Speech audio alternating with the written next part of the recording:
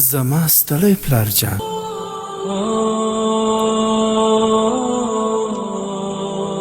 زما پلار خو ډیر مهربانه و. کله به چې له دندې ستړی کور ته راغی نو ما به ورته وویل چې پلاره ستړی یې؟ ویل بې نه بچیه. کله به مې چې ولید اندېښنو کې به ډوب و نو پوښتنه به مې ورڅخه وکړه چې پلار جانه ستونزه لرې؟ په خندا به شو چې نه ګرانه. کله به چې بازار ته ولاړو دروند پیټی به یې په اوږه کړ. ما به ورته ویل پلاره نه په تکلیفېږې؟ په خندا به شو ویل نه بچیه سپک دی. کله به چې اختر و نو موږ ته به یې نوې جامې واخیستې خو خپله به یې زاړه اوتو کړي کالي واغوستل. ما به وپوښت چې پلاره ولې دې ځان ته نوي کالي نه دي اخیستې؟ ویل بې زما نوې جامې نه خوښېږي. راځئ چې زه مې د خپل پلار د ژوند قصه درته وکړم. زما پلار جان یو ډیر غریب کاره انسان و.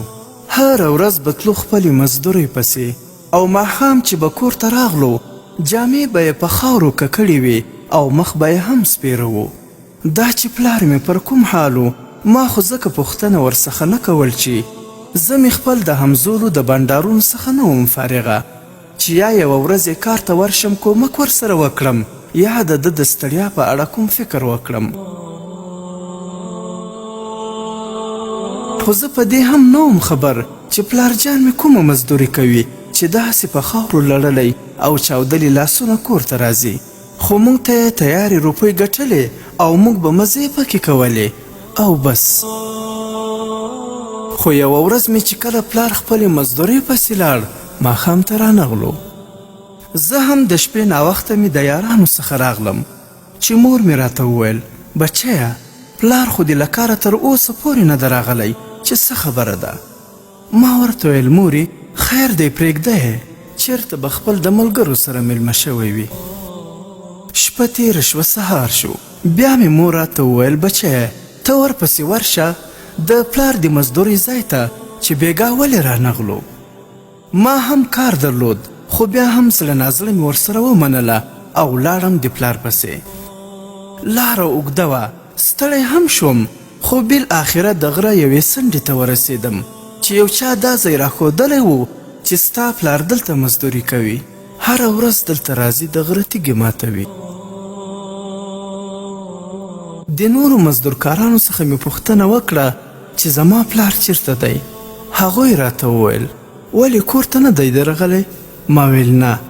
هغو وویل چې پرون له مازدیګر وروسته موږ هم نه ده لیدلی خو فکر مو کاوه چې خپل کور ته به تللی وي. ما ورته وویل چې نه کور ته خو نه ده راغلی. هغه مزدورکاران حیرانه شول چې دا څنګه کیدی شي چې کور ته نه وي درغلی خو دلته هم نشته. مونږ ټولو په شریکه مې د پلار پلټنه وکړه. آخر مو پیدا کړ. ګورم چې پلار مې تر یوې غټې تیږې لاندې مړ پروت دی.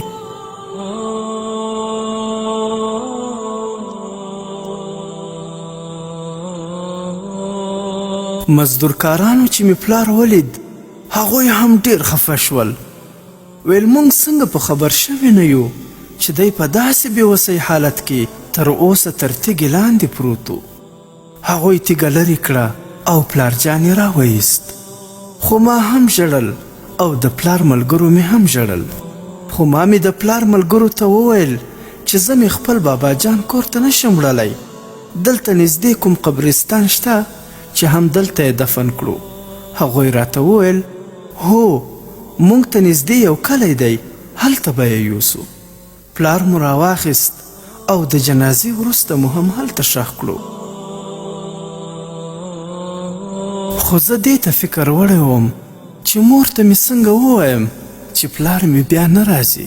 هغه مو تورو خاورو ته وسپاری.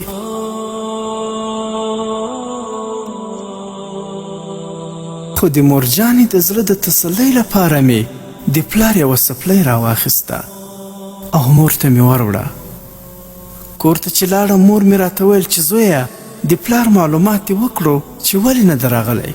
ما خو نه شو ورته ویلی فقط همدا یوه څپلۍ مې مور ته ورکړه چې مورې دا واخله پلار خو مې بیا نه راځي.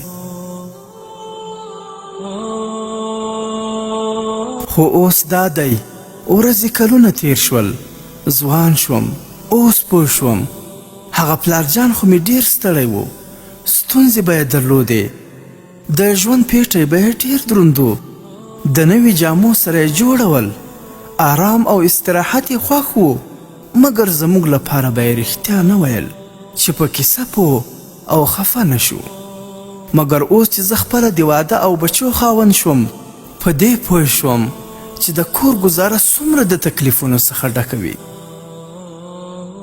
د کور مشر کېدل او پلار جوړېدل څومره ګران وي د پلار قدر خو مې اوس راته معلوم شو خو چې اوس هر څومره اوښکې پسې توی کړم پلارجان خو مې بیا غږ نشي اورېدلی او نه هم هغه د بل جهان مسافر بیا ما ته راتلی شي خو اوس وایم چې ای کاش چې ما خو مې خپل ستړی پلارجان یوه ورځ هوسا کړی وای ډېر ستړی ستومانه ګیلهمن راڅخه ولاړی الله پاک دې په جنتونو ونازوي آمین ګرانو دوستانو ما په دې کیسې ستاسې زړونه دردول نه و مطلب فقط درته یادول مې چې که مو پلارجان ژوندی وي ډېر قدر و عزت او احترام یې وکړئ دا مو د سر سایه ده چې پس له مرګه به بیا زما غوندې ورپسې ډېر ارمانونه وکړئ خو په ژوند کې احترام وکړئ او له ځانه یې خوشحاله وساتئ ستړی به وي هوسا یې کړئ چې همدا مو د دنیا او آخرت کامیابي ده